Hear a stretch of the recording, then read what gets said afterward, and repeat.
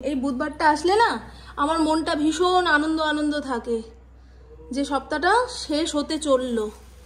আর দেখুন ইন্দ্র সকালবেলায় বাজারের ব্যাগ নিয়ে বেরিয়েছে শুধু আলু আনতে যাব বলে, আলুর সঙ্গে ভালুও নিয়ে এসছে। এই মুহূর্তে রান্না বান্না মোটে করতে ইচ্ছা করছে না, তার উপরে বাজারের ব্যাগ ভর্তি যদি বাজার দেখি না মাথাটা যায় গরম হয়ে। এগুলোকে রাখতেও পারবো না, আবার রাঁধতে গেলে কষ্টও হবে। আলু এনেছে, বরবটি এনেছে। আচ্ছা কাঁকরোল কি এই সময়ের সবজি? ভুলেও গেছি কোন সময়ে কোন সবজি পাওয়া যায় না যায়। এখন তো 12 মাসই সব কিছু পাওয়া যায়। প্রভু শান্তির প্রতীক সেজে এখন বেরোচ্ছে। গরমকালে প্রভুকে দেখবেন সর্বক্ষণ সাদা পড়ে রয়েছে। ওদেরই আরাম জানেন তো, গরম লাগলে জামা কাপড় খুলে ফেলতে পারবে, হাফ প্যান্ট পরে বেরোতে পারবে। যত কষ্ট মহিলাদের, একটুখানি শাড়ি এদিক থেকে ওদিকে হয়ে গেলেই সবাই ডাক নেবে, এই দেখো ঠিক করো, তাই না? আমিও একটা হালকা ফুলকা নাইটি পরে নিয়েছি, আর কয়েকটা এরকম কটনের নাইটি কিনতে পারলে ভালো হতো, কিন্তু এখন শ্রীরামপুর মার্কেটে যেতেই ইচ্ছা করছে না।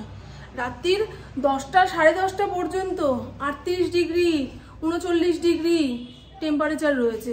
তাহলে মানুষ কি বেরোবে ঘর থেকে? প্রয়োজন না থাকলে ঘর থেকে বেরোনোর দরকার নেই। আমার যেমন কোনো প্রয়োজন নেই, যা কাজ সব ঘরে এই চুল্লির পাশে। ভাববেন না আমার জীবন খুব সুখের, আর ইন্দ্র যে কাজে কর্মে বেরোচ্ছে ওর জীবন দুঃখের। আমাদেরও এই চুল্লির সামনে দাঁড়িয়ে খাবারের জোগাড় করতে হচ্ছে, যেটুকুই করি করতে তো হচ্ছে, বলুন না। এখান থেকে তো ছুটি নেওয়ার উপায় নেই। এখন যে রেস্টুরেন্ট থেকে 2-1টা খাবার অর্ডার দিয়ে আনবো, তেল মশলা, এখন তেল মশলা খেয়ে হজম করা যাবে না বাবা। প্রত্যেক দিনের ওই একই মেনু, ডাল আলু সেদ্ধ না হলে ভাজা ভুজি। আর প্রত্যেক দিন এক মেনু দিয়ে খেতেও ইচ্ছা করছে না। একটুখানি জল খাই। এর আগের দিন তামার বোতলে চুমুক পেরে যখন জল খাচ্ছিলাম, 2-1জন কমেন্ট করেছেন যে বোতলে চুমুক পেরে জল খাচ্ছ কেন? এই তামার বোতল দুটো আমার, এর লাইসেন্স আমার কাছে রয়েছে, আর বাদ বাকি বোতলগুলো পুপু ইন্দ্রর ভাগাভাগি। যেমন পুপু এই যে স্টিলের বোতলগুলো নিয়েছে, আপনাদের দেখিয়ে দিই নাহলে ভুল বোঝাবুঝি হয়ে যাচ্ছে। এই ধরনের যে 3খানা বোতল, এই 3টে পুপুর, আর একটা মুখ সরুওয়ালা যে স্টিলের বোতল এরকম 2খানা আছে, বুঝলেন? এই দুটো ইন্দ্রর। যার যার বোতল তাকে তাকে ভাগ করে দেওয়া হয়েছে। আমি ওরকম গলায় ঢেলে জল খেতে পারি না, এগুলো আমাদের কাছে গ্লাসের সমান।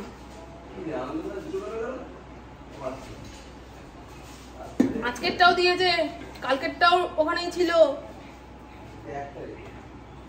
আজকে 1 তারিখ, আমি ভাবলাম বৃহস্পতিবার, যাক সপ্তাহ শেষ হলো। ও বাবা, খবরের কাগজে যেই চোখ রাখলাম দেখি বুধবার, মনটা ভেঙে চুরমার হয়ে গেল। সপ্তাহের আরও 3টে দিন বাকি। বাপরে বাপ, ওই যে খবরে বলেছে পরের মঙ্গলবার থেকে নাকি একটু একটু করে বৃষ্টি হওয়ার সম্ভাবনা রয়েছে। সেই আশাতেই খালি ভাবছি, কি মাথার সমস্যা কি করে ঠিক হবে?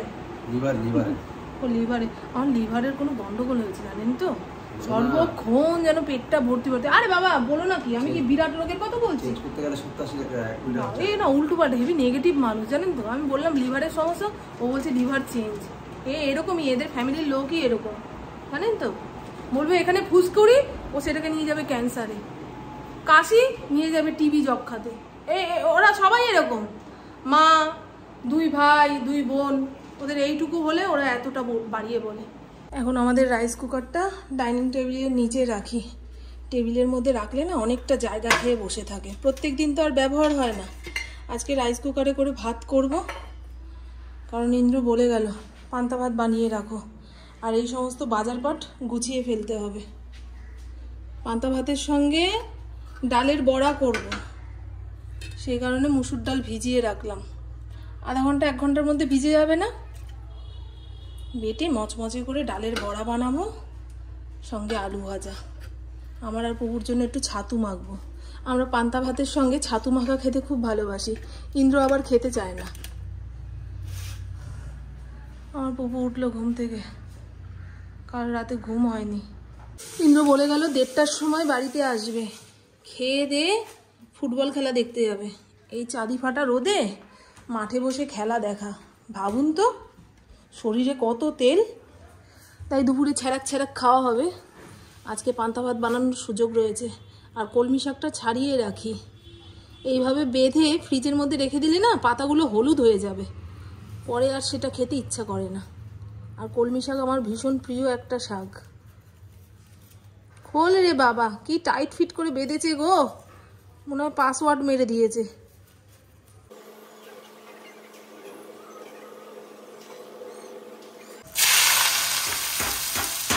আর এই তো বন্ধু, বেশ অনেক দিন পরে দুপুরবেলায় পান্তা ভাতের আয়োজন করলাম। আর পান্তা ভাত বলে যে খাটনি কম হলো তা নয়, কিন্তু আনুষঙ্গিক যা যা বানাতে হয়েছে সেই করতে গিয়ে প্রাণ যায় যায় অবস্থা। এই হলো গরম ভাত, একটুখানি ঠান্ডা হয়ে গেলে ফ্রিজের ঠান্ডা জল ঢেলে দেবো। আর এখানে রয়েছে আলু ভাজা, এর থেকে বেশি কড়মড়ে করে ভাজলে টাগড়া ছুলে যায়। এখানে রয়েছে মুসুর ডালের বড়া আর ছাতু মাখা, পেঁয়াজ শুকনো লঙ্কা ভাজা আর আচারের তেল দিয়ে মেখেছি। এক কোয়া পেঁয়াজও কেটে রাখলাম। ইন্দ্র তো দুপুরে পেঁয়াজ খাবে না, সে খেলা দেখতে যাবে। আমার মাকে দেখতাম পান্তা ভাতের সঙ্গে আগের দিনের বেঁচে যাওয়া ডাল পরের দিন ভালো করে জাল দিয়ে শুকনো শুকনো করতো, সেই শুকনো ডাল দিয়ে পান্তা ভাত খেত। আগে তো পান্তা ভাত খাওয়াটা ছিল ঠেকায় পড়া খাওয়া, কারণ মানুষের ঘরে ঘরে অত ফ্রিজ থাকতো না। এই পোড়া গরম থেকে আগের দিনের ভাতটাকে বাঁচানোর জন্য ঘপাঘপ জল ঢেলে রেখে দিত, পরের দিন সকালে কিংবা দুপুরে পান্তা হিসাবে খেতাম। আর এখন মানুষ শরীর স্বাস্থ্যের কথা ভেবে নাকি প্রত্যেক দিন পান্তা খাচ্ছে। পান্তা ভাত নাকি শরীরের পক্ষে খুব ভালো। আর ছোটবেলায় প্রত্যেক দিন মা যখন পান্তা ভাত খেতে দিত, তখন লোকের মুখে শুনতাম পান্তা ভাত খেলে নাকি খুব ঘুম হয়, অম্বল হয়, মানুষ ঘুমাতে ঘুমাতে ফুলে যায়, বুঝলেন, বিভিন্ন রকম বাতের ব্যথা শুরু হয়ে যায়। যত দিন বদলাচ্ছে অভাবের খাবারটা স্বভাবের মধ্যে চলে আসছে। আগে চাষিবাসী মানুষরা রাতের ভাত সকালবেলায় জল দিয়ে নিয়ে মাঠে চলে যেত, দুপুরবেলায় এই পোড়া রোদে কাজকর্ম করে জল ঢালা ভাত খেত। তাদের সঙ্গে কি এত তরিজুত খাবার থাকতো?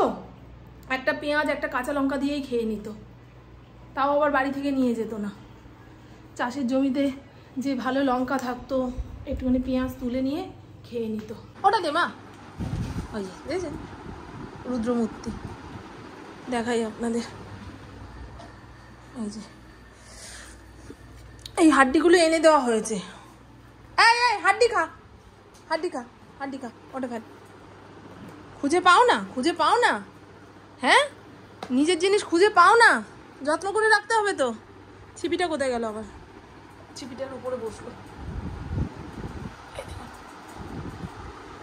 দাঁড়া, লেজটাকেই কেটে দিতে হবে জানিস তো, লেজ কেটে দিলে শান্তি। দেখুন বন্ধু কেমন দাও দাও করে জ্বলছে চারপাশ। এই যাদের বাড়ির দেওয়ালে এত রোদ পড়ছে, কি করে ভাবেন ঘরগুলো ঠান্ডা থাকবে? এই আমার বাড়ির অবস্থাও তাই, চারপাশ থেকে এমন রোদ এসে দেওয়ালগুলোকে গরম করে দেয়। এখন সময় বিকেল 5:30 পৌনে 6টা মতো বাজে, সূর্যি মামা এখনো পর্যন্ত বাড়ি যায়নি। এর আগের বছরেও গরমকালে 5টা 5:30টার সময় বিকেলবেলায় ছাদে এসেছি, আধা ঘন্টা 1 ঘন্টা সময় কাটিয়েছি। রাত্রি 9টা 9:30টার সময় এসে একটু হাওয়া খেয়েছি। কিন্তু এবছরে রাত 12টার সময়ও যখন ছাদে আসছি না, নিচের তাপটা ওপরে উঠছে। দেখুন না, খালি পায়ে মোটে হাঁটতে পারছি না। এই কোনাটা করে কোনো নেতামন্ত্রী বক্তৃতা দিচ্ছে, সামনেই ভোট না, এখন যতই রোদ লাগুক গা পুড়ে যাক না কেন, নেতামন্ত্রীরা ঠিক মঞ্চে উঠে ভাষণ দেবে, এরপরে আর কাউকে দেখা যাবে না। তাড়াতাড়ি করে এসে প্রত্যেকটা গাছে 1 বালতি 1 বালতি করে জল দিলাম। সকালবেলা একবার দিয়েছি, ইন্দ্র সেই যে খেলা দেখতে গেছে, ফিরতে ফিরতে 6টা 6:30 বেজে যাবে, তার আশায় আর রাখলাম না। আর দেখবেন ঘাস গজাচ্ছে কোথা থেকে কি জানি, আমার হাতে লাগানো গাছ মরে যাচ্ছে, আর এদিকে এখান থেকে ঘাস গজাচ্ছে। এগুলো তুলতে তুলতে আমি হয়রান হয়ে যাচ্ছি। এই যে ডাঁটা গাছগুলো প্রত্যেক দিন ভাবি সকালবেলা তুলে নিয়ে যাব, তুলে নিয়ে যাব, 9টা 9:30টার সময় এত রোদ ওঠে, ওই রোদের ভয়ে আর শাক তুলতে আসতে পারি না। একটুখানি জল দিলাম, আবার খাড়া হয়ে দাঁড়ালো। এর আগে শাক পাতা খেয়েছি, আর একটুখানি বড় হোক ডাঁটা অবস্থাতে খাবো। আর বেগুন গাছে তো বললাম অনেক ফুল এসছিল, গরমে রোদের তাপে সব ঝরে গেছে। তবে এই বেগুন দেখে লাভ কি, হঠাৎ করে হনুমানে এমন আক্রমণ করবে বেগুন গাছে বেগুন কি পাতা পর্যন্ত থাকবে না। লঙ্কা গাছের লঙ্কাগুলোও শুকিয়ে গেছে, আবার পুনর্জন্ম নেওয়ার সময় হয়ে গেল। ধুর, পারবো করে আর পারাই হয় না। আর আপনাদের প্রত্যেক দিন বলি না, আমার বাড়ির সামনে যে কৃষ্ণচূড়া গাছটা সেখানে লাল ফুলে ভরে গেছে, আমি ছাদে আসতে পারছি না। আপনাদের কি দেখাবো, এই দেখুন কৃষ্ণচূড়ার রঙও ঝলসে গেছে, লাল থেকে কমলা হয়ে গেছে, দেখেছেন? কয়েকদিন আগেও গাছ ভরে ফুল ছিল। এই একখানা কৃষ্ণচূড়া গাছ আর দেখাচ্ছি, এই দেখুন একটা কৃষ্ণচূড়া গাছ। ক্যামেরায় ঠিক সৌন্দর্যটা বোঝা যাচ্ছে না, তবে আমি দূর থেকে প্রত্যেক দিন দেখি তো ভালোই লাগে। আর একটা গাছ দেখাচ্ছি যেটা দেখলে চোখের শান্তি। এই দেখুন আমার বাড়ি থেকে বেরিয়ে রাস্তার ওপরে এই গাছটা হলুদ রঙের, এটাকে মনে হয় রাধাচূড়া বলে। যখন গাছটার নিচ দিয়ে আসি না, ওই গানটার কথা মনে পড়ে, বাহারো ফুল বরসাও মেরা মেহবুব আয়া হ্যায়। এই গাছের ফুলগুলো যখন রাস্তার মধ্যে ভর্তি হয়ে পড়ে থাকে বেশ ভালো লাগে। আর এই একটা কদম গাছ, বর্ষাকালে টেকো ফুলে ভরে যাবে। কদম ফুলের গন্ধটা যে কি অপূর্ব বন্ধু, সেটা বর্ষাকালে টের পাই। এই হয়ে গেল আমার বাড়ির আশেপাশের বিশেষ গাছগুলোর কথা। এই আম গাছে তো এই বছরে একটাও আমের বোল আসেনি, অন্যান্য বছর তো দেখেনি, পাতা থাকে না, শুধু আম আর আম। গাছেদের গপ্প সপ্প শোনানো হয়ে গেছে, এখন ছাদে এসে 5 থেকে 10 মিনিটের বেশি থাকা যাচ্ছে না, এত রোদের তাপ। নিচের তাপটা যেন গায়ে পিঠে বাড়ি মারছে। ঠাকুরঘরের লাইটটা জ্বালিয়ে রেখে যাবো, ইন্দ্র মনে হয় 6টার মধ্যে চলে আসবে। আজকেও রাস্তাঘাটে বেরোতে পারবো না, তবে একখানা ওই কুমকুম আনতে হবে, সিঁদুর পরতে পারছি না, পুরো শুকিয়ে গেছে। বিকেলের সমস্ত কাজকর্ম শেষ, একটু পরেই টাইম কলের জল আসবে। কাঁধে গামছা নিয়ে ঘুরছি গা ধোবো বলে। সকালবেলায় 9টার সময় স্নান করলেও কলের জল যে কি গরম কি গরম, দেখেছেন? রাস্তায় একটা প্রাণী নেই, কুকুরগুলো পর্যন্ত ড্রেনে ঝাঁপ দিয়েছে, গলা পর্যন্ত চুবে বসে রয়েছে। চলো না, ও মা, আজ যেতে হবে না, আজ যেতে হবে না, আজ যেতে হবে না, ছাদের কাজ শেষ। ওপরের ঘর মুছে পরিষ্কার পরিচ্ছন্ন করে দিয়ে আসলাম। পুকুর অনলাইন ক্লাস শুরু হয়েছে, এখন ওপরের ঘরে গিয়ে 2 থেকে 2 পর্যন্ত করা যাবে না।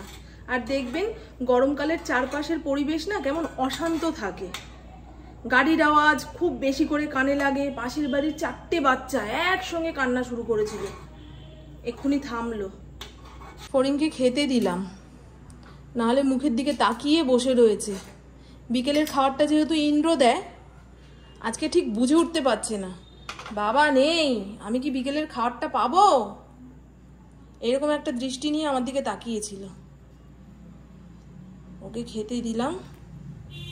আর বিকেলের চাটা একটু তড়িজুত করে খেতে না পারলে স্বাদ লাগে না, তাই চায়ের সঙ্গে প্যাটিস। ক্রিম কেক আর বিস্কুটগুলো যে কি শক্ত বন্ধু, বলে বোঝাতে পারবো না। হাত দিয়ে দাঁত দিয়ে কোনো কিছু দিয়ে ভাঙতে পারছি না, কেন গে এত শক্ত?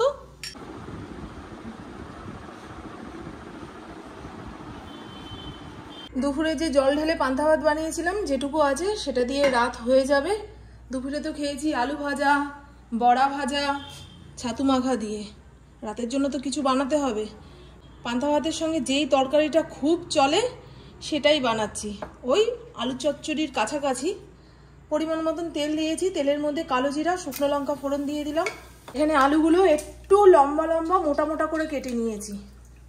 ফোড়নটা একটুখানি চড়বড় করে আসলে আগে থেকে লম্বা লম্বা করে কেটে রাখা আলুগুলো এর মধ্যে দিয়ে দেবো। আলুর মধ্যে পরিমাণ মতন লবণ দিয়ে দিয়েছি, একটুখানি ভাজা ভাজা হয়ে যাক, তারপরে মশলাপাতি দেব। আমার কমেন্ট বক্সে কোনো এক বন্ধু কমেন্ট করেছেন, উনি প্রায় প্রত্যেকটা ভিডিওতে এই একই ধরনের কমেন্ট করে। আজকে সেই কমেন্টের উত্তর দিতে বাধ্য হচ্ছি যে আমাদের কলকাতার কোনো এক দিদি আমেরিকাতে থাকে, তার মেয়েকে কখনো হাফ প্যান্ট কিংবা স্যান্ডো গেঞ্জি পরায়নি, যেটা আমি আমার মেয়েকে পরাই। বলি বন্ধু, আমেরিকার কোনো মানুষকে এই মুহূর্তে পশ্চিমবঙ্গে পাঠিয়ে দিন, সে উলঙ্গ হয়ে ঘুরবে, গ্যারেন্টি দিতে পারি। এই মুহূর্তে আমাদের পশ্চিমবঙ্গের গরম যে হারে বাড়ছে,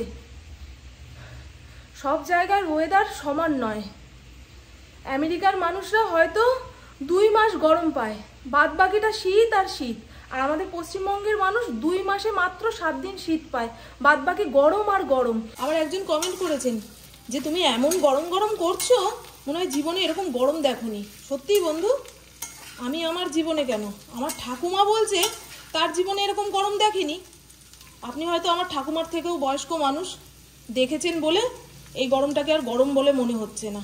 এই অতিরিক্ত গরমে যার মুখ থেকে ওরে বাবারে মারে বেরোচ্ছে না, সে আর যাই হোক সুস্থ নয়, পাগল।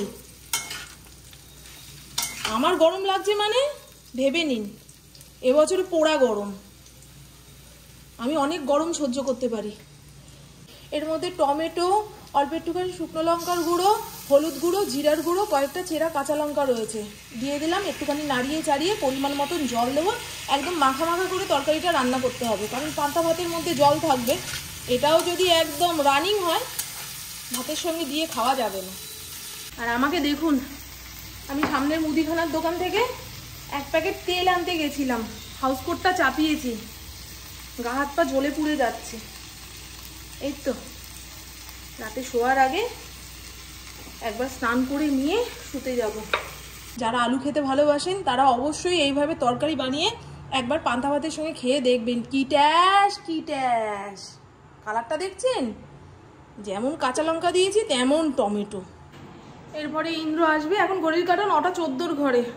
ইন্দ্রর আস্তে আস্তে 10টা সাড়ে 10টা বেজে যাবে। বললাম এখন রাজনৈতিক আলোচনা তুঙ্গে থাকবে, বাড়ি ফেরার তাড়া নেই। ইন্দ্র আসলে তাকে খেতে দেবো, কুবুকেও দেবো, হরিণকেও খেতে দিতে হবে। তারপরে যে কটা এঁটো বাসন কোসন পড়বে ধুয়ে গামলার মধ্যে উপুর করতে পারলেই আজকের মতো ছুটি। আবার কালকে সকাল থেকে নতুন একটা দিন শুরু হবে। জানি না কবে যে তাপমাত্রা কমবে। তো চলুন বন্ধু, আমার বকবক আজকের মতন এইটুকুই। আপনারা সবাই খুব খুব খুব ভালো থাকবেন, নিজের শরীরে খেয়াল রাখবেন, সুস্থ থাকবেন, আর অল টাইম স্মাইল করতে হবে। টাটা!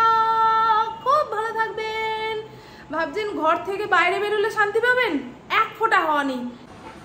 কি হলো, তোমাদের ডাকি তুমি পাত্তা দাও না কেন?